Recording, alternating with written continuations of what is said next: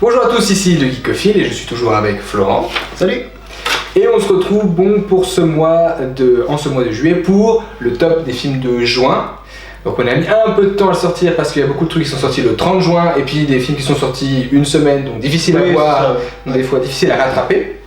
Mais on va vous présenter donc ce top 5. C'est le premier mois complet de cinéma depuis très longtemps. Oui. Et du coup ils se sont rattrapés, tel point que c'était difficile de voir les films. Il y a certains films que j'ai voulu voir et puis ils sont restés une semaine. Exactement. Zut, plus tard, quand ça sortira plus autre ailleurs.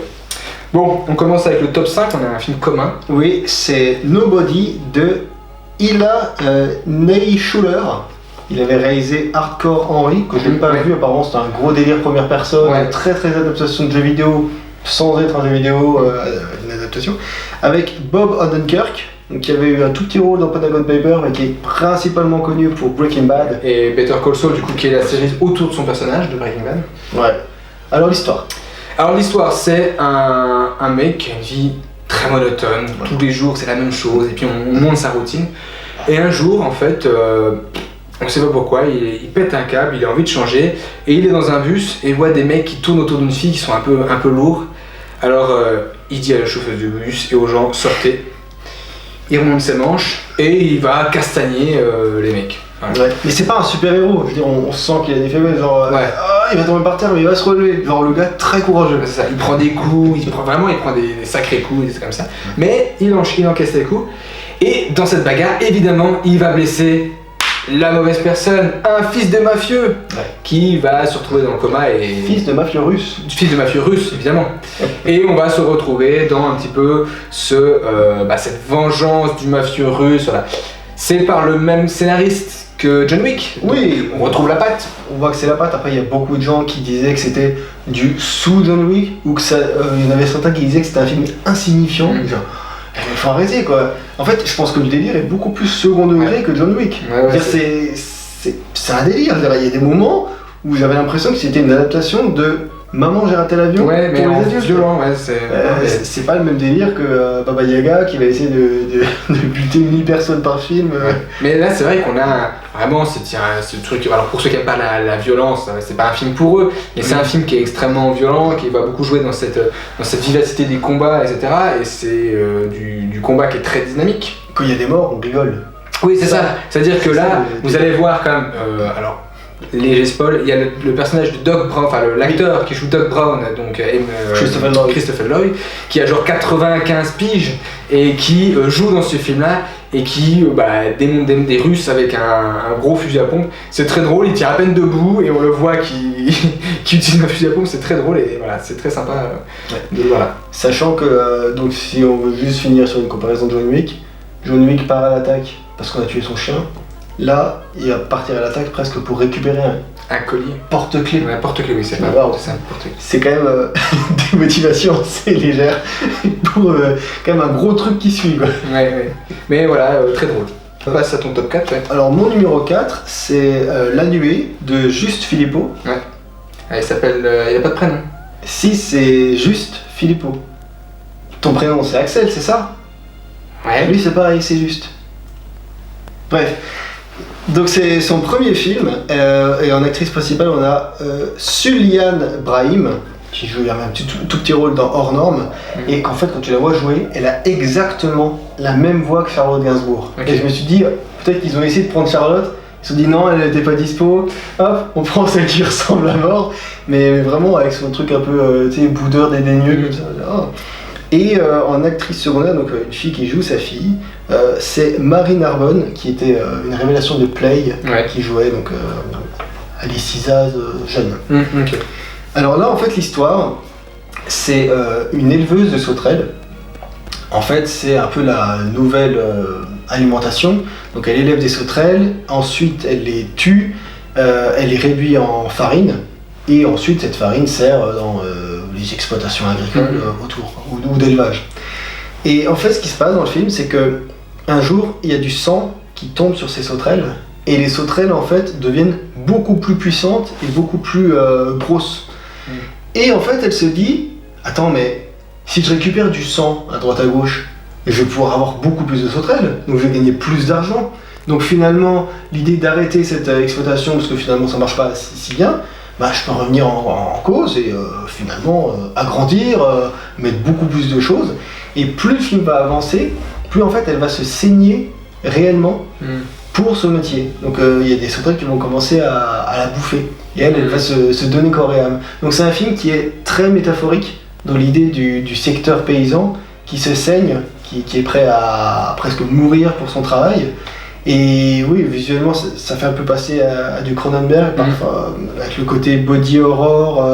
Et là, en même temps, c'est un peu mêlé à un contexte social. Il y avait le film Petit Paysan qui était sorti il y a 4-5 ans. Il y avait aussi cette espèce de léger rapport au thriller ou au fantastique. Et là, c'est vraiment bien fait. Là aussi, c'est pour dire que ce mois-ci, on a encore eu beaucoup de films de genre français.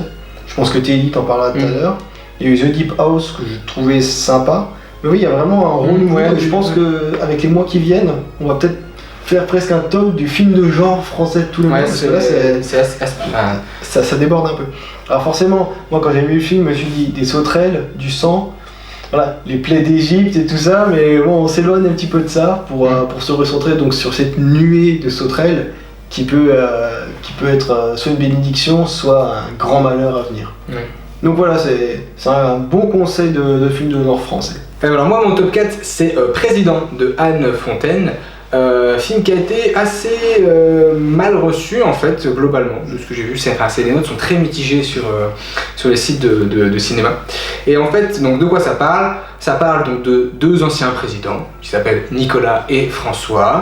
Ah mais attends, ça me rappelle quelque chose.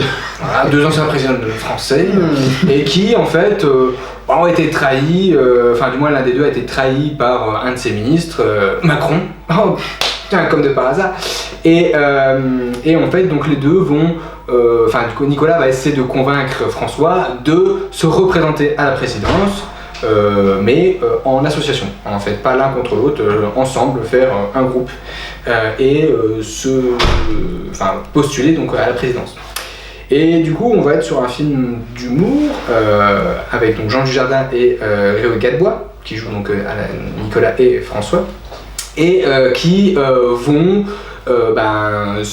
essayer de monter cette campagne à deux, alors qu'ils sont plus du tout dans le coup, qu'ils sont à la retraite. On les voit aussi pourquoi ils sont à la retraite, ce qu'ils font actuellement, et c'est assez drôle. Je trouve que les blagues sont quand même assez bien faites, et pour moi c'est un film qui quand même se laisse apprécier.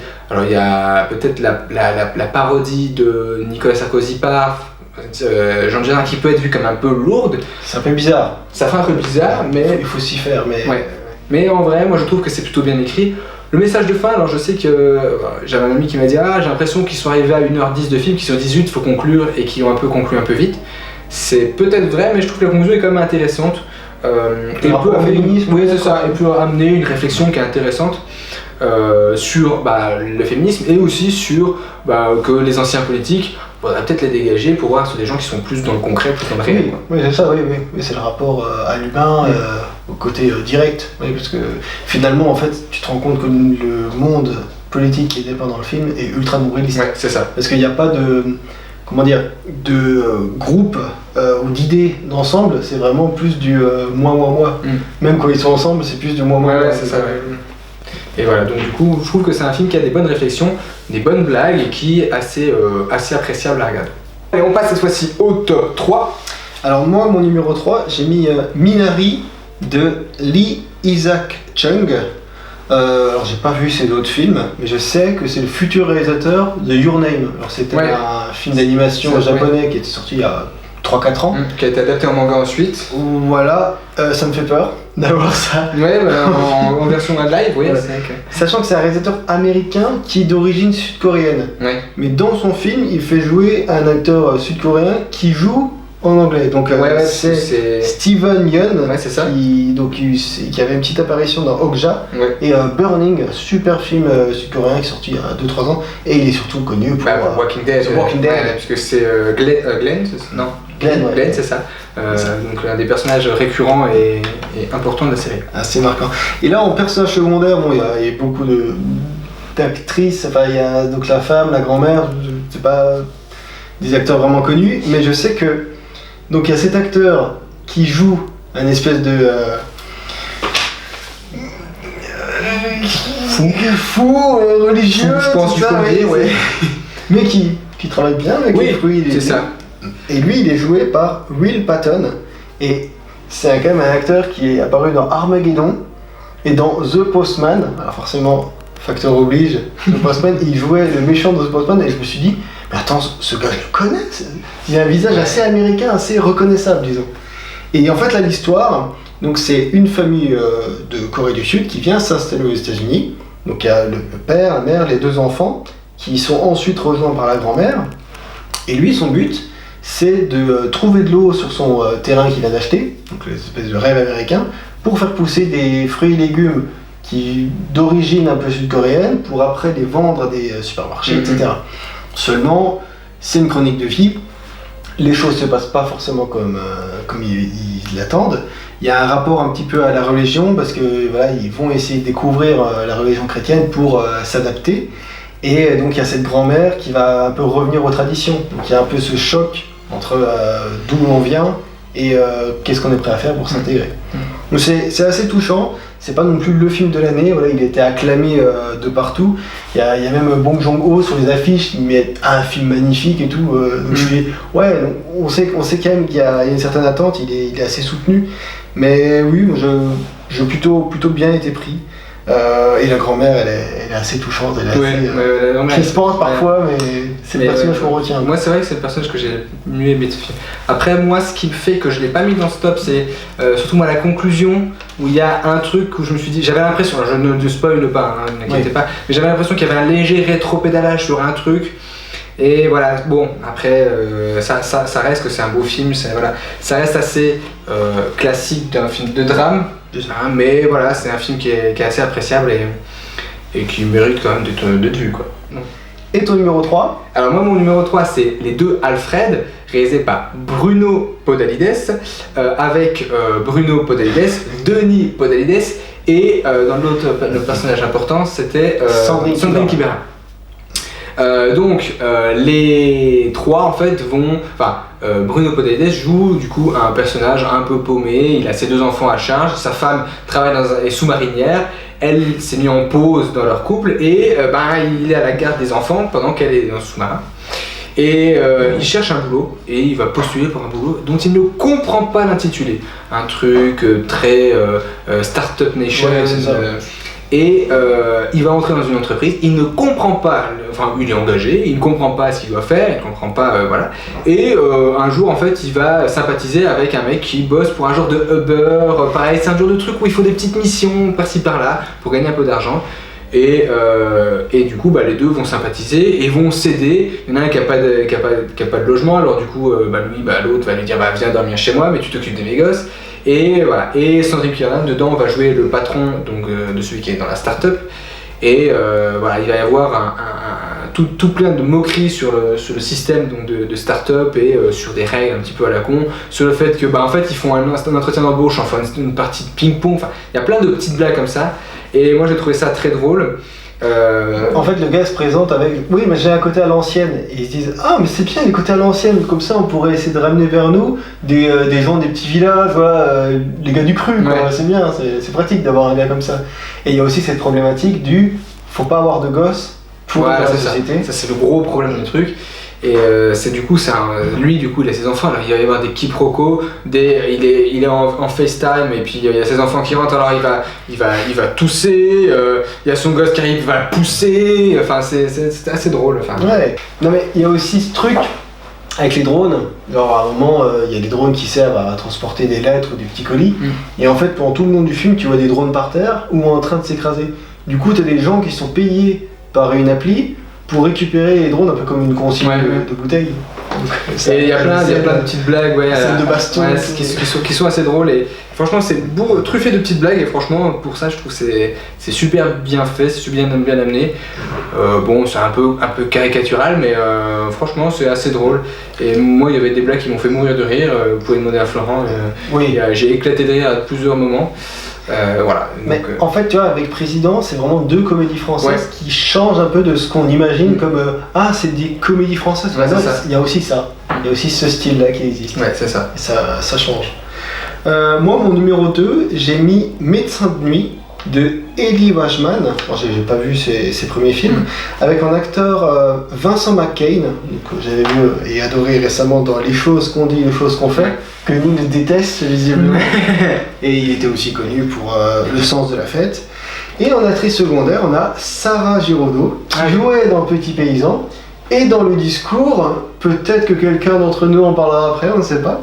Et il y a aussi Pio Marmaille, qui était connu dans Félicita, ou récemment dans Comment je suis devenu un super-héros. Ah oui, que je n'ai pas encore vu. Bref, moi j'ai pas trouvé ça super. En fait là, l'histoire, donc c'est un médecin de nuit qui va partir pour aider les gens, et tu te rends compte qu'au fil de sa tournée, il commence à prescrire du Subutex à énormément de gens. Et en fait, ce qui se passe, c'est que les gens viennent et ils récupèrent simplement des numéros de carte vitale, ils les notent sur un papier, et il va voir son cousin, donc Pio Marmaille, et en fait ils ont une espèce de deal. Lui, il lui file du Subutex, comme ça après il a des ordonnances, etc. Donc c'est un peu de la filouterie, quoi. Et donc tout se passe sur un soir, et c'est le soir où donc son cousin lui demande de conseiller aussi du frontanil. Donc t'as tous les gens un peu accros de sa tournée qui disent t'as du frontanil. Il dit non, moi je fais que du Subutex. Et en fait ce qui se passe, c'est que sa femme au début de la soirée, elle lui fait ouais, tu nous laisses encore tomber, y en a marre, t'es toujours appelé au dernier moment, si tu reviens pas cette nuit, c'est fini entre nous. Et en fait tout va se passer sur une nuit, et ça m'a énormément fait penser à Collatéral, dans l'idée de on suit un gars dans sa voiture et il va lui arriver des trucs horribles, ou alors il va commencer à péter des plombs, ou à prendre des décisions radicales. Et c'est très nerveux, ça fait vraiment thriller. Et ce qui est vraiment intéressant, c'est que le personnage de McCain, habituellement, c'est un peu il est un peu nonchalant, ça a les yeux un peu mi-clos. Et là, on voit que des fois, il a des accès de colère et il devient presque bestial. Presque il commence à faire peur au camé qui commence à l'agresser. Et il y a des scènes où on se dit wow, mais dis donc, c'est le rôle de sa vie, c'est pas possible. Et il y a un développement, il y a une espèce de dramaturgie qui se met en place. Et c'est très très fort, et en fait moi j'étais vraiment complètement emballé et avec lui tout le long, quoi. Et Sarah Giraudot, donc qui va jouer un petit peu sa copine, un petit peu trop copine avec lui, et ça amène vraiment un gros thriller très nerveux, quoi. Donc moi, mon top 2, c'est Le discours de Laurent Tirard, qui est donc une adaptation d'un roman, d'un livre qui s'appelle Le discours, de Fab Caro, qui est donc un auteur plutôt d'humour, qui d'ailleurs a plusieurs de ses bouquins qui sont en cours d'adaptation apparemment. Et ici, donc, Le discours, ça parle de quoi? Ça parle de... en fait, il y a un mec qui est un repas de famille, et en fait qui est dans ses pensées. Et on va donc suivre, qui est joué par Benjamin Laverne. Donc Benjamin Laverne, il va jouer ce personnage qui est dans ses pensées, c'est-à-dire qu'il a ce repas de famille, il en a marre, il sait très bien ce qui va se passer, ce repas de famille est classique, il sait très bien ce qui va se passer, il connaît ses parents, il connaît sa sœur et son beau-frère. Il est désabusé parce qu'en plus de ça, en fait, ça fait plusieurs mois que Sonia, donc sa copine, jouée par Sarah Giraudot, a mis leur relation en pause. Elle veut faire une pause. Et lui ne comprend pas cette pause. Il comprend pas. On ne met pas une relation en pause. Et donc on a ce truc il va lui envoyer. C'est ce soir-là, il lui envoie un message après plusieurs semaines sans nouvelles. Il lui envoie un message. Et il l'envoie à 18h, je sais plus combien, et pas de réponse, et il est 20h, et il n'a pas de réponse, et il commence à se poser des questions, à se dire mince, dans laquelle j'aurais dû formuler le message, etc. Et en plus de ça se rajoute le beau-frère en début de repas qui dit tiens, ça ferait plaisir à ta sœur si tu faisais un discours. Et donc lui il est dans ses pensées, il n'a pas envie de faire ce discours, il n'aime pas faire le discours, et donc on a cette double pensée de le message plus le repas plus, enfin triple pensée même plus le fait qu'il sait pas ce qu'il va dire comme discours. Donc il va y avoir plusieurs versions du discours pendant tout le film. Il va se projeter au mariage avec des trucs qui se passent bien, qui se passent mal, et des fois ça se passe très mal. Vous avez la vision qu'il est. Et voilà, et donc du coup, comme c'est une adaptation et que pour une fois j'ai lu le bouquin, donc j'en parle en tant qu'adaptation, c'est une très bonne adaptation dans le sens où il y a des blagues qui sont dans le bouquin qui ne sont pas dans le film et inversement, il y a des blagues dans le film qui ne sont pas dans le bouquin, mais il a quand même réussi à garder l'humour de Fab Caro en fait dans le film. Alors je sais pas à quel niveau Fab Caro a assisté à l'écriture du scénario. En tout cas c'est Tirard qui est crédité comme scénariste.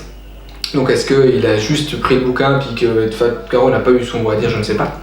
Et en tout cas voilà, c'est assez bien fait.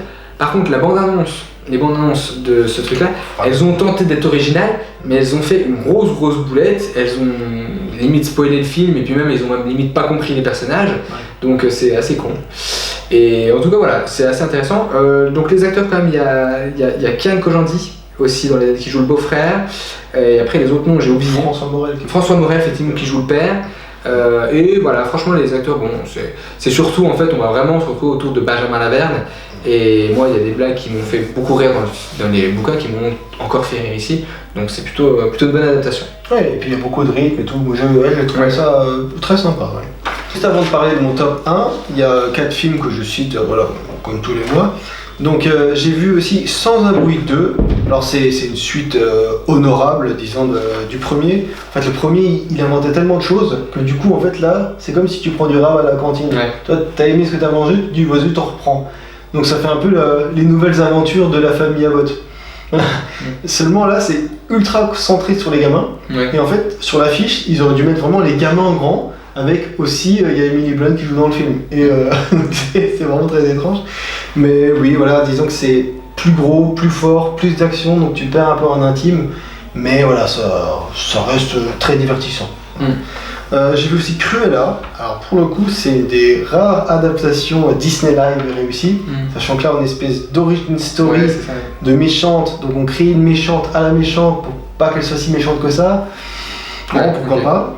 C'est très coloré, la musique ça fait très jukebox, donc disons que si t'aimes le rock des années 70, on te fout tout ce que tu connais, donc au bout d'un moment ça devient presque overdose, parce que toutes les scènes, t'as une musique à l'arrière, c'est un peu clip show comme ça, c'est assez étrange. Il y a une très jolie réal, c'est très coloré, donc c'est très recommandable.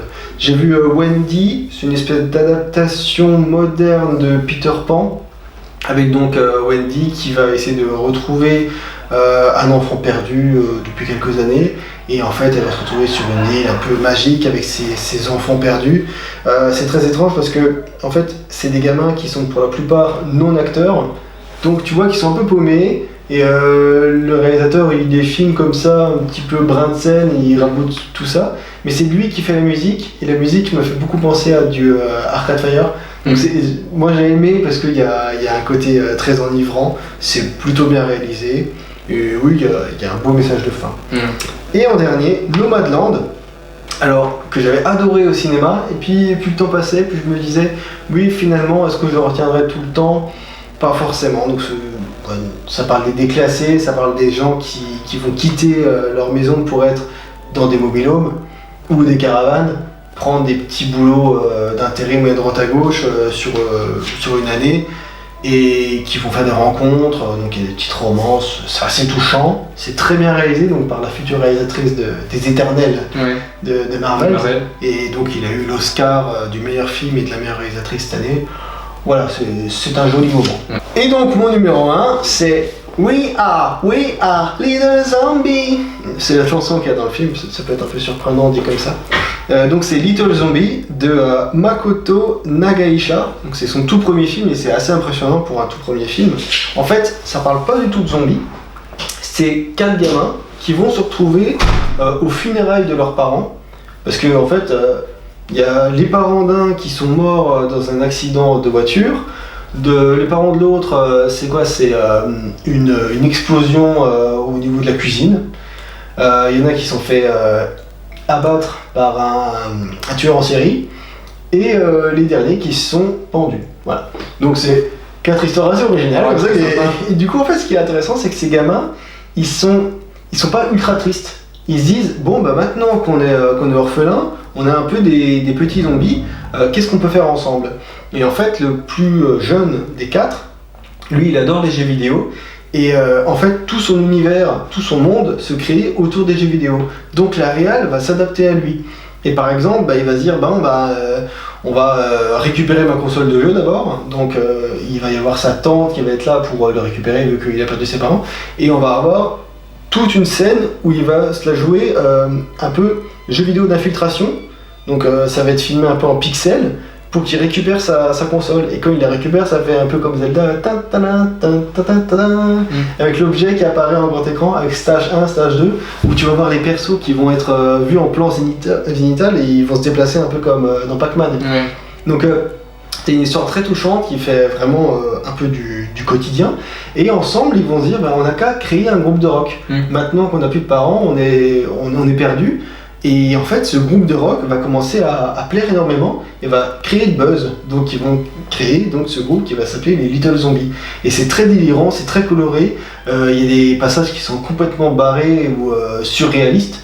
Et c'est vraiment une bouffée, c'est incroyable, c'est super coloré.